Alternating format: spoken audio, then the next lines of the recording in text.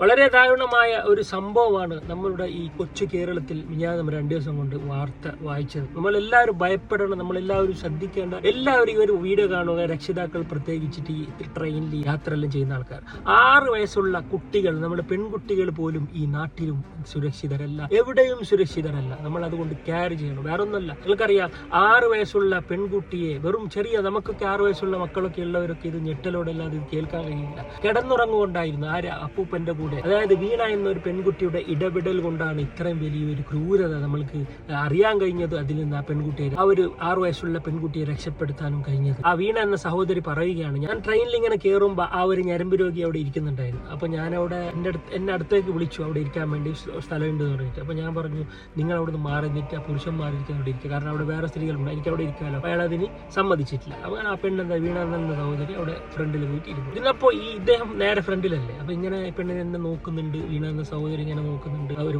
അപ്പോൾ അത് ഒരു കള്ളലക്ഷണമായിട്ട് ആ സഹോദരിക്ക് തോന്നിയിട്ടുണ്ടാവും. പിന്നെ രാത്രി അവിടെ അടുത്തുണ്ടായിരുന്ന സ്ത്രീകളൊക്കെ ഇറങ്ങിപ്പോയി. അപ്പോൾ ആ പെണ്ണ് മാത്രം ഒറ്റക്കായി.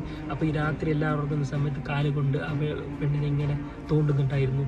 അപ്പോൾ 2 പ്രാവശ്യം വാർണിംഗ് കൊടുത്തു. 2 പ്രാവശ്യം വാർണിംഗ് കൊടുത്തപ്പോൾ അദ്ദേഹം എന്ത് ചെയ്യും, കുറച്ച് കഴിഞ്ഞപ്പോൾ അദ്ദേഹത്തെ കാണുന്നില്ല. അപ്പോൾ ഈ പെണ്ണ് ശ്രദ്ധിച്ചു, സഹോദരി ശ്രദ്ധിച്ചു, മൊബൈലിൽ ഇങ്ങനെ ശ്രദ്ധിക്കുന്നുണ്ടായിരുന്നു. ഇങ്ങനെ അടുത്ത് കുറച്ച് ദൂരം പോയിട്ട് അവിടെ അറയിൽ അപ്പൂപ്പന്റെ കൂടെ കിടന്നുറങ്ങുന്നുണ്ടായിരുന്ന 6 വയസ്സുള്ള ഒരു പെൺകുട്ടിയെ എടുത്തു വന്നിട്ട് പുതപ്പിലൂടെ കിടക്കുന്നുണ്ട്. ആ പുതപ്പോടുകൂടി എടുത്തു വന്ന് അദ്ദേഹത്തിന്റെ മടിയിലിരുത്തുന്നു. എന്നിട്ട് ആ ബ്ലാങ്കറ്റിനെ ചുറ്റുന്നു, ചുറ്റി അവിടെ ഇങ്ങനെ ഇരിക്കുന്നുണ്ട്. ഇത് സഹോദരിക്ക് ഒരു പന്തികേട് തോന്നിയപ്പോൾ മൊബൈൽ ഇങ്ങനെ നോക്കുന്നുണ്ടായി, കാണാത്ത രീതിയിൽ വീഡിയോ ചെയ്തു. അപ്പോൾ സംശയം തോന്നിയപ്പോൾ അടുത്തുള്ള പുരുഷന്മാരോട് ചോദിച്ചു, ഈ പെൺകുട്ടിയെ നിങ്ങൾക്കറിയോ?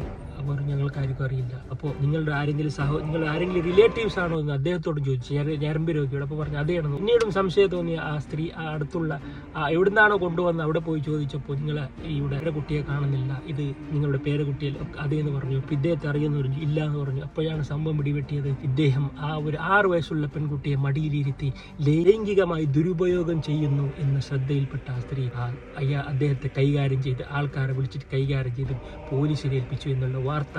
ഇത് ഞെട്ടിപ്പിക്കുന്ന വാർത്ത, നാണം കെടുത്തുന്ന ഒരു വാർത്തയാണ് നമ്മൾ കേട്ടത്. ആ സഹോദരിക്ക് വലിയൊരു റെസ്പെക്ട് കൊടുക്കുക. അതേപോലെ നമ്മൾ ട്രെയിനിൽ യാത്ര ചെയ്യുമ്പോൾ, എവിടെ യാത്ര ചെയ്യുമ്പോഴും ഇതുപോലുള്ള എല്ലാ ഞരമ്പ് രോഗികളും കൂടി വരുന്ന ഈ കാലഘട്ടത്തിൽ നമ്മൾ തീർച്ചയായിട്ടും നമ്മളെ കുട്ടികളെ എല്ലാവരെയും ഒന്ന് കെയർ ചെയ്യുന്നത് നല്ലതായിരിക്കും. ട്രെയിനിലും ബസ്സിലും എവിടെയായാലും ഇത്തരം ഞരമ്പ് രോഗികളെ ഉടനെ തന്നെ വീഡിയോ ചെയ്ത് പോലീസിനെ രഹസ്യമായി ഏൽപ്പിക്കുക.